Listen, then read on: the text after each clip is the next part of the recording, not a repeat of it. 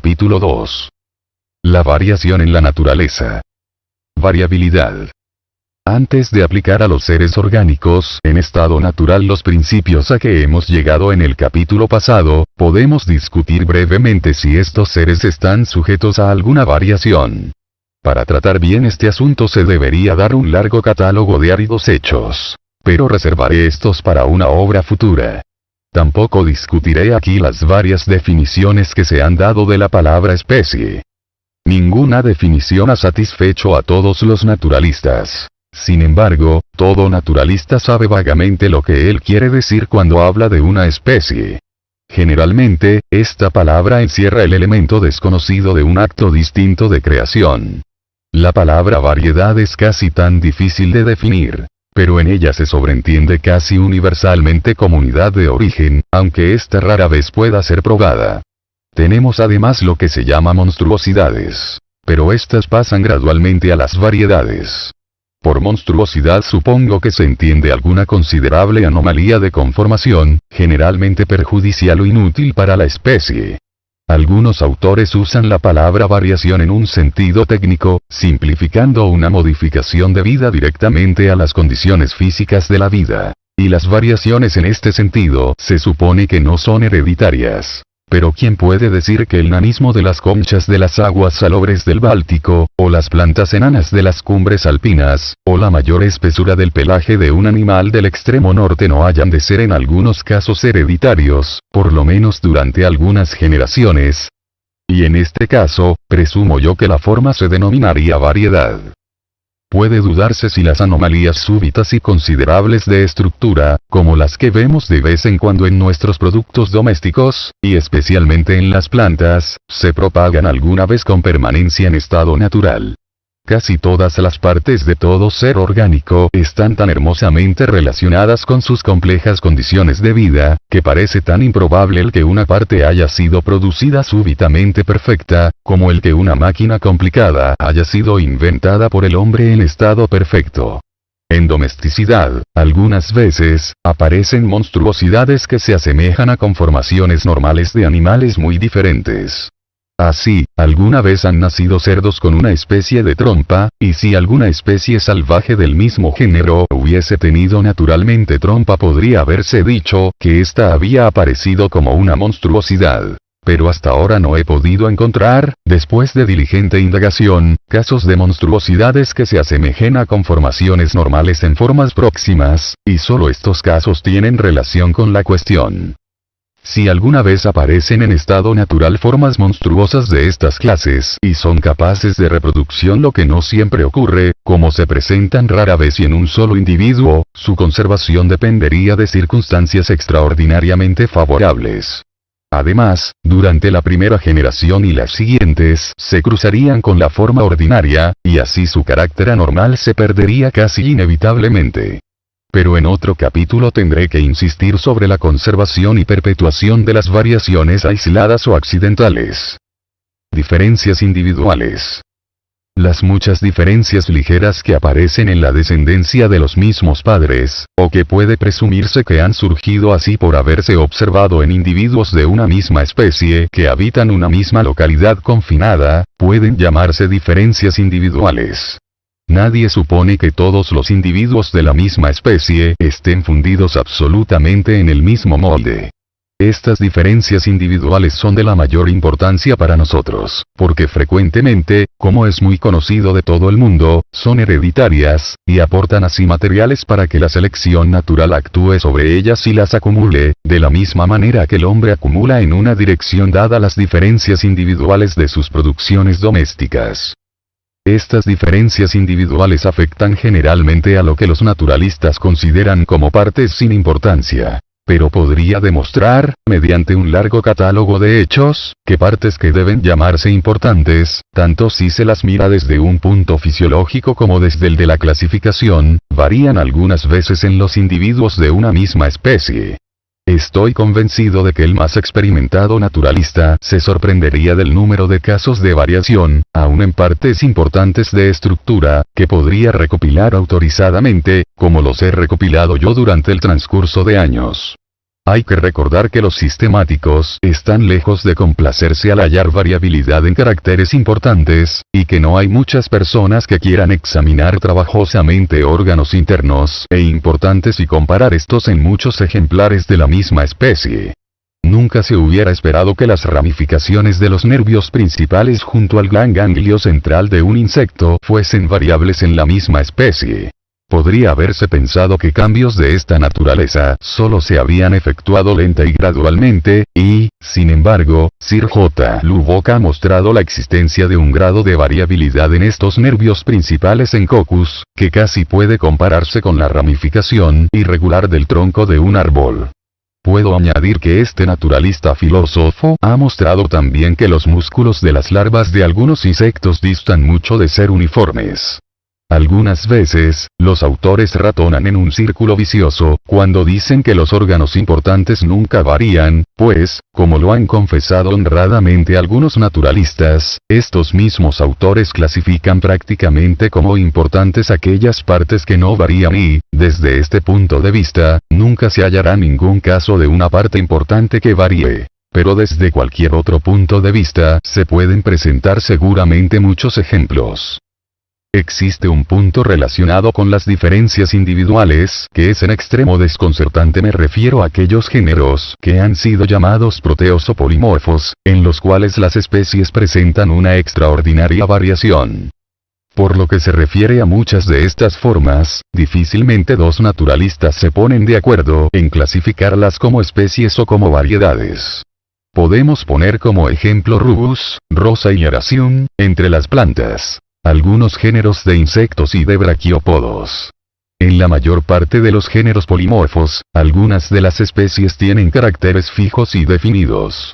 Los géneros que son polimorfos en un país parecen ser, con pocas excepciones, polimorfos en otros países, y también, a juzgar por los braquiópodos, en periodos anteriores.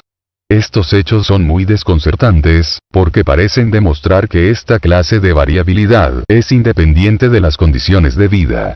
Me inclino a sospechar que, por lo menos en algunos de estos géneros polimorfos, vemos variaciones que no son ni de utilidad ni de perjuicio para la especie, y que, por consiguiente, la selección natural no ha recogido ni precisado, según se explicará más adelante. Como todo el mundo sabe, los individuos de la misma especie presentan muchas veces, independientemente de la variación, grandes diferencias de conformación, como ocurre en los dos sexos de diversos animales, en las dos o tres clases de hembras estériles u obreras en los insectos, y en los estados joven y larvario de muchos de los animales inferiores. Existen también casos de dimorfismo y trimorfismo, tanto en los animales como en las plantas. Así, Mr. Wallace, que ha llamado recientemente la atención sobre este asunto, ha señalado que las hembras de algunas especies de mariposas en el archipiélago malayo, aparecen normalmente bajo 2, y aun bajo 3, formas notablemente distintas, no enlazadas por variedades intermedias. Fritz Müller ha descrito casos análogos, pero aún más extraordinarios, en los machos de ciertos crustáceos del Brasil. Así, el macho de un tanay se presenta normalmente bajo dos formas distintas. Una de ellas tiene pinzas fuertes y de diferente hechura, y la otra tiene las antenas provistas de pelos olfativos mucho más abundantes. Aunque en la mayor parte de estos casos las dos o tres formas, tanto en los animales como en los vegetales, no están hoy unidas por gradaciones intermedias, es probable que en otro tiempo estuviesen unidas de este modo.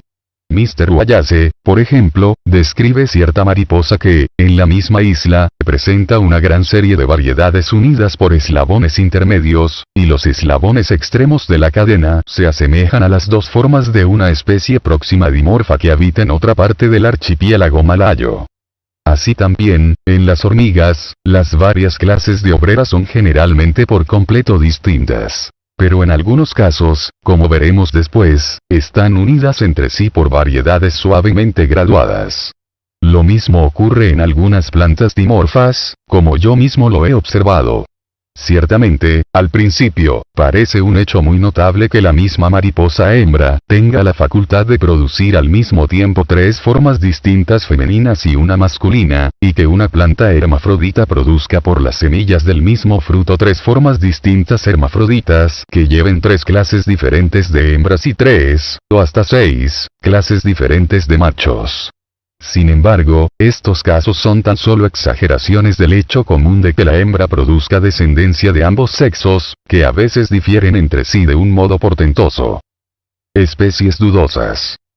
Las formas que poseen en grado algo considerable el carácter de especie, pero que son tan semejantes a otras formas, o que están tan estrechamente unidas a ellas por gradaciones intermedias, que los naturalistas no quieren clasificarlas como especies distintas, son, por varios conceptos, las más importantes para nosotros. Tenemos todo fundamento para creer que muchas de estas formas dudosas y muy afines han conservado fijos sus caracteres durante largo tiempo, tan largo, hasta donde nosotros podemos saberlo, como las buenas y verdaderas especies. Prácticamente, cuando el naturalista puede unir mediante formas intermedias 2 formas cualesquiera, considera la una como variedad de la otra, clasificando la más común, o a veces la descrita primero, como especie, y la otra como variedad. Pero a veces surgen casos de gran dificultad, que yo no enumeraré aquí, al decidir si hay que clasificar o no una forma como variedad de otra, aun cuando estén estrechamente unidas por formas intermedias. Y tampoco suprimirá siempre la dificultad la naturaleza híbrida, comúnmente admitida, de las formas intermedias. En muchísimos casos, sin embargo, se clasifica una forma como variedad de otra, no porque se hayan encontrado realmente los eslabones intermedios, sino porque la analogía lleva al observador a suponer que estos existen actualmente en alguna parte o pueden haber existido antes, y aquí queda abierta una amplia puerta para dar entrada a las conjeturas y a la duda. De aquí que, al determinar si una forma ha de ser clasificada como especie o como variedad, la opinión de los naturalistas de buen juicio y amplia experiencia parece la única guía que seguir. En muchos casos, sin embargo, tenemos que decidir por mayoría de naturalistas, pues pocas variedades bien conocidas y caracterizadas pueden mencionarse que no hayan sido clasificadas como especies, a lo menos por algunos jueces competentes. Es indiscutible que las variedades de esta naturaleza dudosa distan mucho de ser raras. Compárense las diversas floras de la Gran Bretaña, de Francia y de los Estados Unidos, escritas por diferentes naturalistas, y véase qué número tan sorprendente de formas han sido clasificadas por un botánico como buenas especies, y por otro como simples variedades. Mr. H. C. Watson, al cual estoy muy obligado por auxilios de todas clases, me ha señalado 182 plantas británicas, que son consideradas generalmente como variedades, pero que han sido todas clasificadas como especies por algunos botánicos, y al hacer esta lista omitió muchas variedades insignificantes que, no obstante, han sido clasificadas por algunos botánicos como especies, y ha omitido por completo varios géneros sumamente polimorfos.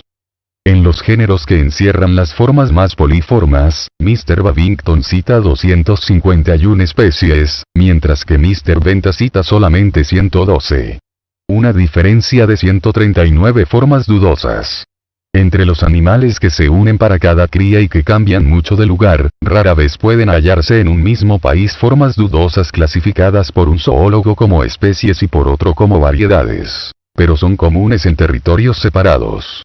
¿Cuántos pájaros e insectos de América del Norte y de Europa que difieren entre sí ligerísimamente han sido clasificados por un naturalista eminente como especies dudosas y por otro como variedades, o razas geográficas, como frecuentemente se las llama? Mr. Wallace, en varios estimables trabajos sobre diferentes animales, especialmente sobre lepidópteros, que viven en las islas del archipiélago malayo, expone que estos pueden clasificarse en 4 grupos. A saber, formas variables, formas locales, razas geográficas o subespecies, y verdaderas especies típicas. Las primeras, o formas variables, varían mucho dentro de los límites de la misma isla. Las formas locales son medianamente constantes y distintas en cada isla, tomada por separado. Pero cuando se comparan juntas todas las de las diversas islas, se ve que las diferencias son tan ligeras y graduadas, que es imposible definirlas o describirlas, aunque al mismo tiempo las formas extremas sean suficientemente distintas. Las razas geográficas, o subespecies, son formas locales completamente fijas y aisladas. Pero como no difieren entre sí por caracteres importantes y muy marcados, no hay criterio posible, sino solo opinión particular, para determinar cuáles tienen que ser consideradas como especies y cuáles como variedades. Por último, las especies típicas ocupan el mismo lugar en la economía natural de cada isla que las formas locales y subespecies. Pero, como se distinguen entre sí con mayor diferencia que la que existe entre las formas locales y las subespecies, son casi universalmente clasificadas por los naturalistas como especies verdaderas. Sin embargo, no es posible dar un criterio seguro por el cual puedan ser reconocidas las formas variables, las formas locales, las subespecies y las especies típicas. Hace muchos años, comparando y viendo comparar a otros las aves de las islas, muy próximas entre sí, del archipiélago de los Galápagos, unas con otras y con las del continente americano, quedé muy sorprendido de lo completamente arbitraria y vaga que es la distinción entre especies y variedades. En las islitas del pequeño grupo de la Madera existen muchos insectos clasificados como variedades en la admirable obra de Mr. Wollaston, pero que seguramente serían clasificados como especies distintas por muchos entomólogos. Hasta Irlanda tiene algunos animales considerados ahora generalmente como variedades, pero que han sido clasificados como especies por algunos zoólogos. Varios ornitólogos experimentados consideran nuestra perdiz de Escocia Lagopus scoticus solo como una raza muy caracterizada de una especie noruega, mientras que el mayor número la clasifica como una especie indubitable, propia de la Gran Bretaña. Una gran distancia entre las localidades de dos formas dudosas lleva a muchos naturalistas a clasificar estas como dos especies distintas. Pero se ha preguntado con razón qué distancia bastará. Si la distancia entre América y Europa es cumplida, ¿será suficiente la que hay entre Europa y las Azores, o Madeira, o las Canarias, o entre las varias islitas de estos pequeños archipiélagos? Mr. B. D. Walsh, distinguido entomólogo de los Estados Unidos, ha descrito lo que él llama variedades fitofágicas y especies fitofágicas. La mayor parte de los insectos que se mantienen de vegetales viven a expensas de una clase de planta o de un grupo de plantas. Algunos comen indistintamente de muchas clases, pero no varían a consecuencia de ello. En algunos casos, sin embargo, Mr. Walsh ha observado insectos, encontrados viviendo sobre diferentes plantas, que presentan en su estado larvario, en el perfecto, o en ambos, diferencias ligeras, pero constantes, en el color, tamaño o en la naturaleza de sus secreciones. Se observó que en algunos casos solo los machos. En otros casos, los machos y las hembras diferían así en pequeño grado. Pero ningún observador puede fijar para otro, aun dado que pueda hacerlo para sí mismo, cuáles de estas formas fitofágicas deben ser llamadas especies y cuáles variedades. Mr. Walsh clasifica como variedades las formas que puede suponerse que se cruzarían entre sí ilimitadamente, y como especies las que parece que han perdido esta facultad. Como las diferencias dependen de que los insectos han comido mucho tiempo plantas distintas, no puede esperarse que se encuentren eslabones intermedios que unan las diversas formas. El naturalista pierde así su mejor guía para determinar si ha de clasificar las formas dudosas como especies o como variedades. Esto, necesariamente, ocurre también con organismos muy afines que habitan en distintos continentes o islas. Cuando, por el contrario, un animal o planta se extiende por el mismo continente, o habita varias islas del mismo archipiélago, y presenta diferentes formas en los diferentes territorios, hay siempre muchas probabilidades de que se descubrirán formas intermedias que enlacen los citados extremos, y estos quedan entonces reducidos a la categoría de variedades. Un corto número de naturalistas sostiene que los animales nunca presentan variedades, y entonces, estos mismos naturalistas clasifican como de valor específico la más leve diferencia, y cuando la misma forma idéntica se ha encontrado en dos países distantes o en dos formaciones geológicas, creen que dos especies distintas están ocultas bajo la misma vestidura.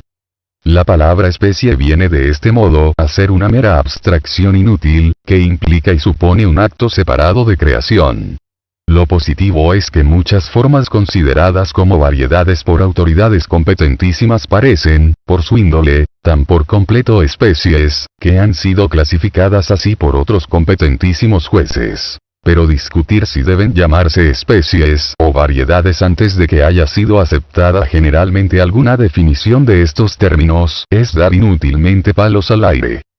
Muchos de estos casos de variedades muy acentuadas o especies dudosas merecen ciertamente reflexión, pues se han aducido diversas e interesantes clases de razones procedentes de la distribución geográfica, variación analógica, hibridismo, etc., intentando determinar su categoría. Pero el espacio no me permite discutirlas aquí.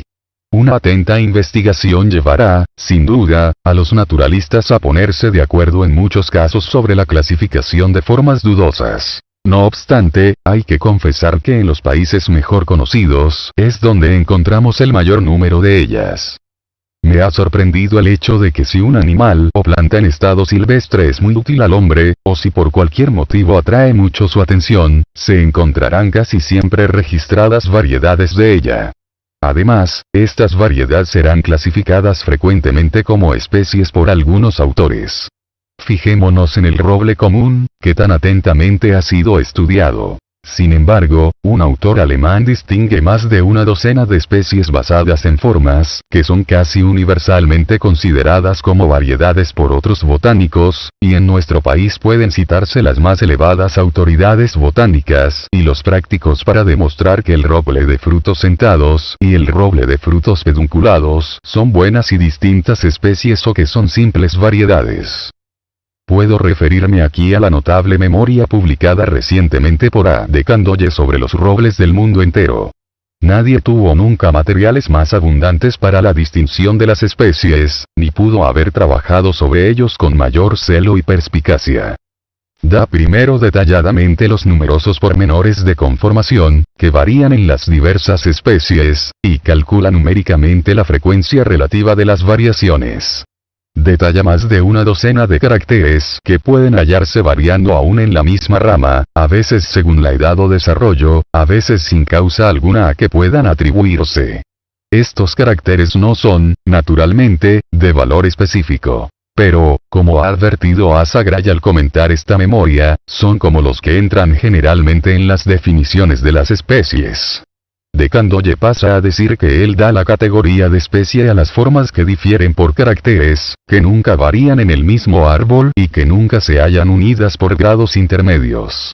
Después de esta discusión, resultado de tanto trabajo, hace observar expresamente: están equivocados los que repiten que la mayor parte de nuestras especies se hallan claramente limitadas y que las especies dudosas están en pequeña minoría.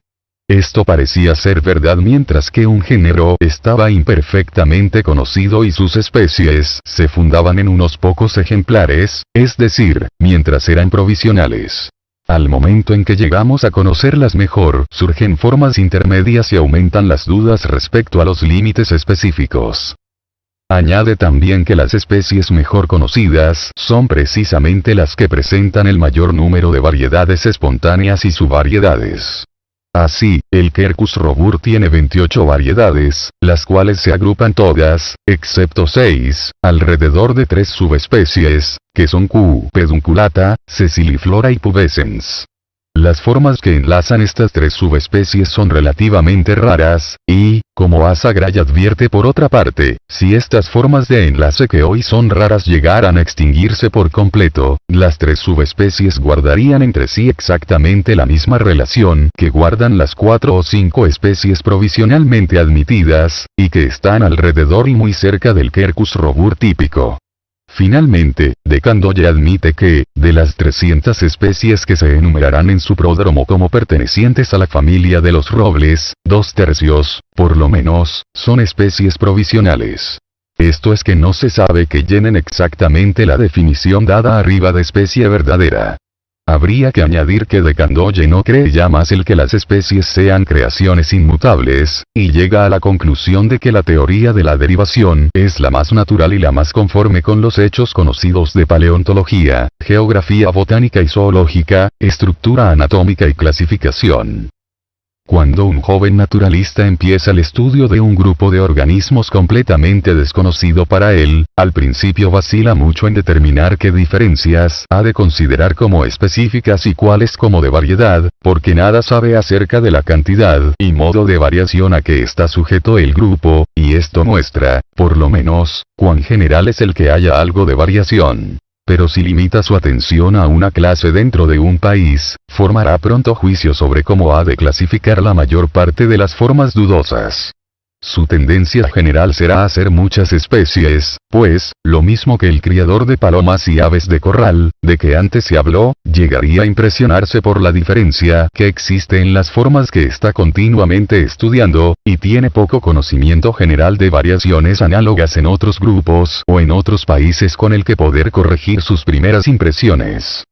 A medida que extienda el campo de sus observaciones tropezará con nuevos casos dificultosos, pues encontrará mayor número de formas sumamente afines. Pero si sus observaciones se extienden mucho, podrá generalmente realizar por fin su idea, mas esto lo conseguirá a costa de admitir mucha variación, y la realidad de esta admisión será muchas veces discutida por otros naturalistas. Cuando pase al estudio de formas afines traídas de países que hoy no están unidos, caso en el cual no puede tener la esperanza de encontrar eslabones intermedios, se verá obligado a fiarse casi por completo de la analogía, y sus dificultades llegarán al máximum.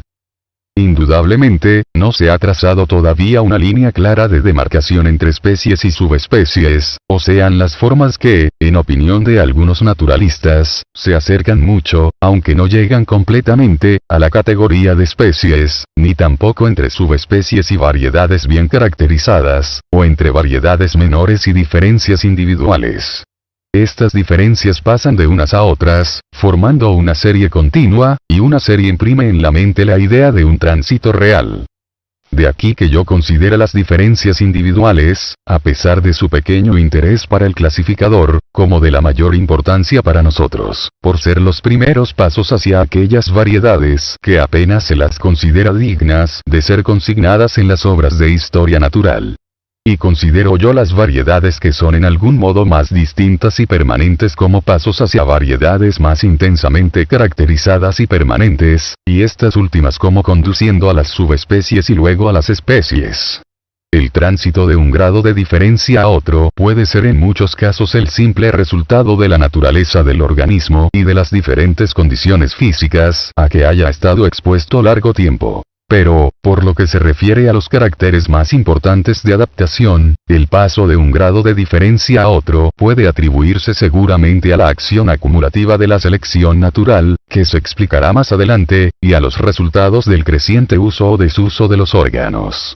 Una variedad bien caracterizada puede, por consiguiente, denominarse especie incipiente, y si esta suposición está o no justificada, debe ser juzgado por el peso de los diferentes hechos y consideraciones que se expondrán en toda esta obra. No es necesario suponer que todas las variedades o especies incipientes alcancen la categoría de especies.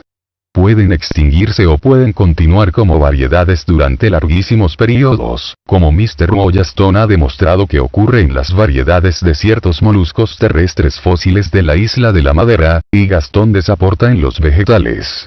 Si una variedad llegase a florecer de tal modo que excediese en número a la especie madre, aquella se clasificaría como especie y la especie como variedad. Y podría llegar a suplantar y exterminar la especie madre, o ambas podrían coexistir y ambas se clasificarían como especies independientes.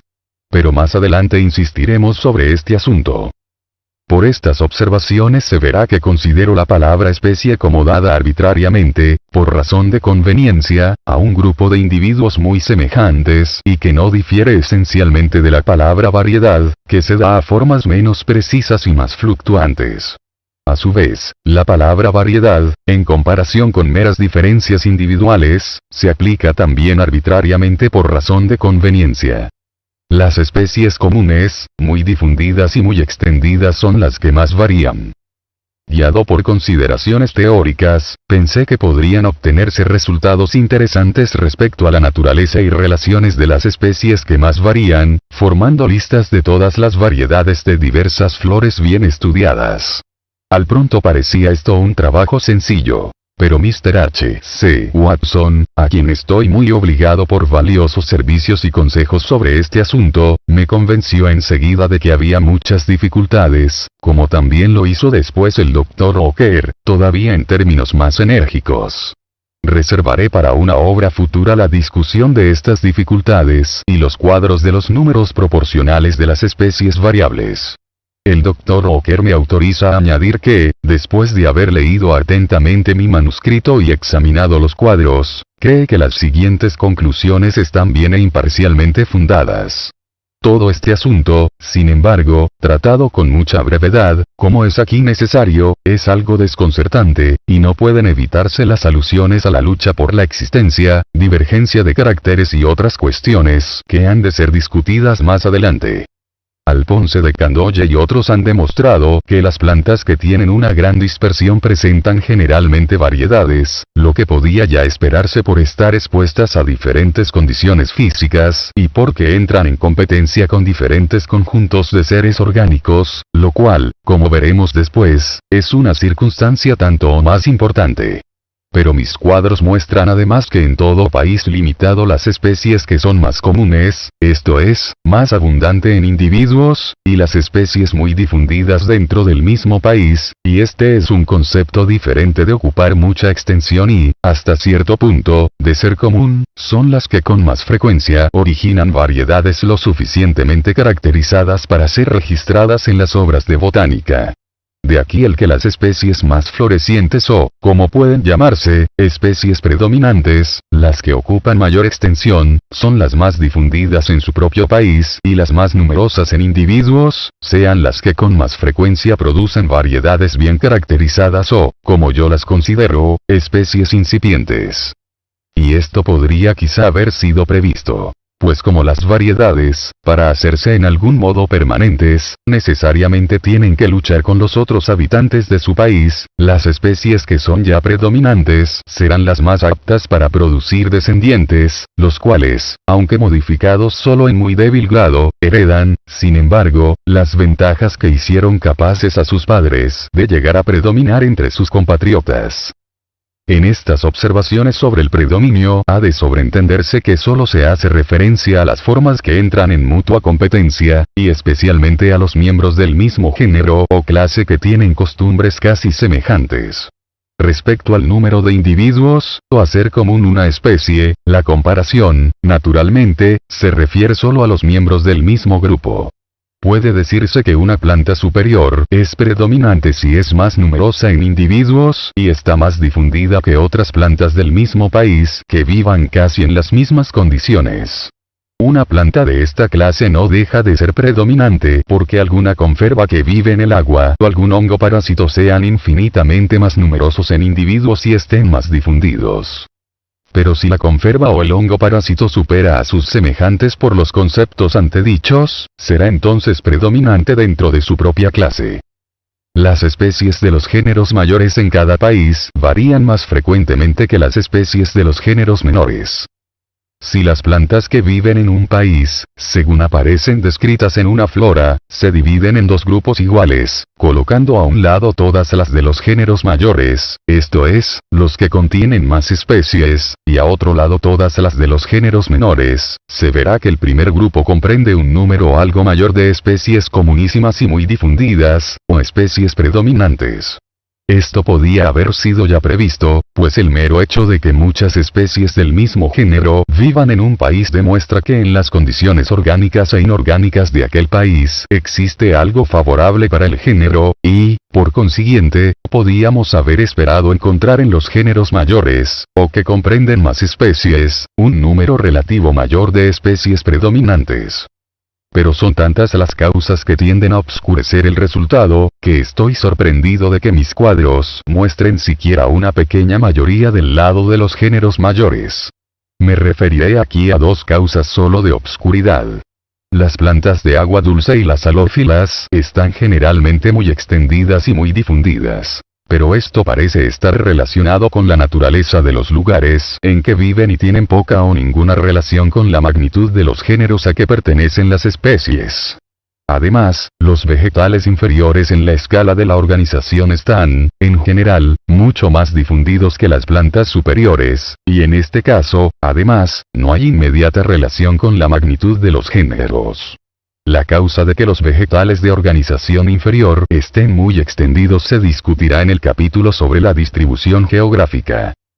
El considerar las especies tan solo como variedades bien definidas y muy caracterizadas me llevó a anticipar que las especies de los géneros mayores en cada país presentarían con más frecuencia variedades que las especies de los géneros menores, pues dondequiera que se hayan formado muchas especies sumamente afines, es decir, especies del mismo género, deben, por regla general, estarse formando actualmente muchas variedades o especies incipientes.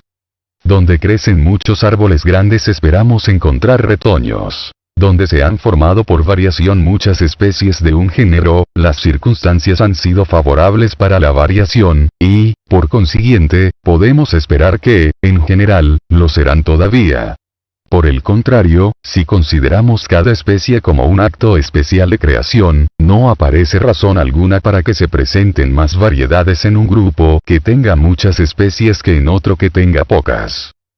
Para probar la verdad de esta idea que anticipo, he ordenado las plantas de 20 países y los insectos coleópteros de 2 regiones en 2 grupos aproximadamente iguales, poniendo a un lado las especies de los géneros mayores y a otro las de los géneros menores, y esto ha demostrado siempre que en el lado de los géneros mayores era mayor el tanto por ciento de especies que presentaban variedades, que en el lado de los géneros menores. Además, las especies de los géneros grandes que presentan variedades presentan siempre un número relativo mayor de variedades que las especies de los géneros pequeños. Ambos resultados subsisten cuando se hace otra división y cuando se excluyen por completo de los cuadros todos los géneros muy pequeños que solo comprenden de 1 a 4 especies. Estos hechos tienen clara significación en la hipótesis de que las especies son tan solo variedades permanentes muy caracterizadas, pues dondequiera que se han formado muchas especies del mismo género, o donde, si se nos permite emplear la frase, la fabricación de especies ha sido muy activa, debemos, en general, encontrar todavía la fábrica en movimiento. Tanto más, cuanto que tenemos todas las razones para suponer que el procedimiento de fabricación de las especies nuevas es un procedimiento lento. Y esto, ciertamente, resulta exacto si se consideran las variedades como especies incipientes, pues mis cuadros muestran claramente, como regla general, que dondequiera que se han formado muchas especies de un género, las especies de este género presentan un número de variedades, o sea de especies incipientes, mayor que el promedio. No es que todos los géneros grandes estén ahora variando mucho y estén aumentando el número de sus especies, ni que ningún género pequeño esté ahora variando y aumentando. Pues si esto fuese así sería fatal para mi teoría, puesto que la geología claramente nos dice que frecuentemente géneros pequeños, en el transcurso del tiempo, han aumentado mucho, y que con frecuencia géneros grandes han llegado a su máximum, han declinado y desaparecido. Todo lo que teníamos que demostrar es que donde se han formado muchas especies de un género, de ordinario se están formando todavía muchas, y esto, ciertamente, queda establecido. Muchas de las especies incluidas en los géneros mayores parecen variedades por ser entre sí muy afines, aunque no igualmente, y por tener distribución geográfica restringida.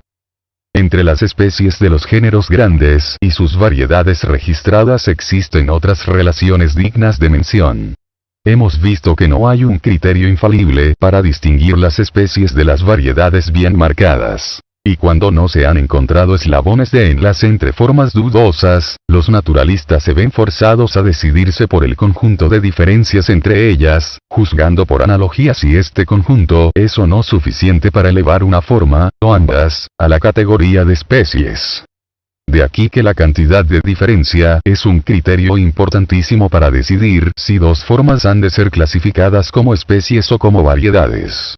Ahora bien, Fries ha observado, por lo que se refiere a las plantas, y Westwood, por lo que toca a los insectos, que en los géneros grandes la cantidad de diferencia entre las especies es con frecuencia sumamente pequeña. Me he esforzado en comprobar esto numéricamente mediante promedios que, hasta donde alcanzan mis imperfectos resultados, confirman dicha opinión. He consultado también con algunos sagaces y experimentados observadores, y, después de deliberar, coinciden en esta opinión. En este respecto, pues, las especies de los géneros mayores se parecen a las variedades, más que las especies de los géneros menores. O el caso puede interpretarse de otro modo, puede decirse que en los géneros mayores, en los cuales se está ahora fabricando un número de variedades o especies incipientes mayor que el promedio, muchas de las especies ya fabricadas parecen, hasta cierto punto, variedades, pues difieren entre sí menos de la cantidad habitual de diferencia. Además, las especies de los géneros mayores están relacionadas unas con otras, de la misma manera que están relacionadas entre sí las variedades de cualquier especie. Ningún naturalista pretende que todas las especies de un género estén igualmente distantes unas de otras. Generalmente, pueden ser divididas en subgéneros, o secciones, o grupos menores. Como Fries ha señalado muy bien, grupos pequeños de especies están generalmente reunidos como satélites alrededor de otras especies. ¿Y qué son las variedades sino grupos de formas desigualmente relacionadas entre sí agrupadas alrededor de ciertas formas, o sea alrededor de sus especies madres? Indudablemente, existe un punto de diferencia importantísimo entre las variedades y las especies. Y es que la diferencia entre las variedades, cuando se comparan entre sí o con especie madre, es mucho menor que la que existe entre las especies del mismo género. Pero cuando lleguemos a discutir el principio de la divergencia de caracteres, como yo lo llamo, veremos cómo puede explicarse esto y cómo las diferencias menores que existen entre las variedades tienden a acrecentarse y llegan a ser las diferencias mayores existentes entre las especies. Existe otro punto que merece indicarse. Las variedades ocupan por lo general una extensión muy restringida. Esta afirmación, realmente, es casi una evidencia, pues si se viese que una variedad tiene una extensión mayor que la de su supuesta especie madre se invertirían sus denominaciones. Pero hay fundamento para suponer que las especies que son muy afines a otras, en lo cual parecen mucho variedades, ocupan con frecuencia extensiones muy limitadas. Mr. H. C. Watson me ha señalado en el bien fundamentado London Catalogue of Plants 4 a edición 63 plantas que aparecen allí clasificadas como especies, pero que él considera tan sumamente afines a otras especies, que llegan a ser de valor dudoso. Estas 63 supuestas especies se extienden, por término medio, por 6,9 de las provincias en que Mr. Watson ha dividido la Gran Bretaña. Ahora bien, en el mismo catálogo están anotadas 53 variedades admitidas, y estas se extienden por 7,7 de las provincias, mientras que las especies a que estas variedades pertenecen se extienden por 14,3 de las provincias. De modo que las variedades admitidas como tales tienen próximamente el mismo promedio de extensión restringido que las formas muy afines marcadas para mí por Mr. Watson como especies dudosas, pero que los botánicos ingleses clasifican casi unánimemente como buenas y verdaderas especies. Resumen. En conclusión, las variedades no pueden ser distinguidas de las especies, excepto primero, por el descubrimiento de formas intermedias de enlace, y segundo, por cierta cantidad indefinida de diferencia entre ellas, pues si dos formas difieren muy poco son generalmente clasificadas como variedades, a pesar de que no pueden ser reunidas sin solución de continuidad. Pero no es posible determinar la cantidad de diferencia necesaria para conceder a dos formas la categoría de especies.